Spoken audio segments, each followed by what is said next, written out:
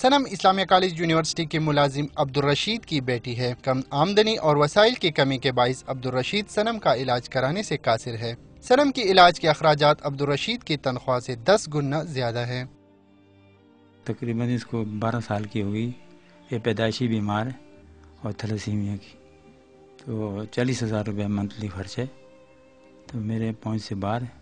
सनम का भाई नवीद अपनी बहन को सेहतयाब और हंसता खेलता देखना चाहते हैं, लेकिन इलाज पर उठने वाले अखराजात ने इसे भी परेशान कर दिया है। नौकरी के लिए मैंने बहुत जगह अप्लाई किया लेकिन नहीं हुआ अभी तक, और ये बहुत तेज़ है, स्कूल में अच्छी पोजीशन लेती है, और हम सदर पाकिस्तान, वज़ीर आज़म, वज़ीर आला और गवर्नर से अपील करते हैं कि हमारी मदद की जाए। थैलेसीमिया का मुकाबला करती हुई सनम मुस्तकबिल में इंजीनियर बनकर कौम की खिदमत करना चाहती है। कोई इसकी बीमारी खतरनाक ज़रूर है, लेकिन सनम उसे शिकस्त देने के लिए पुरज़म दिखाई देती है।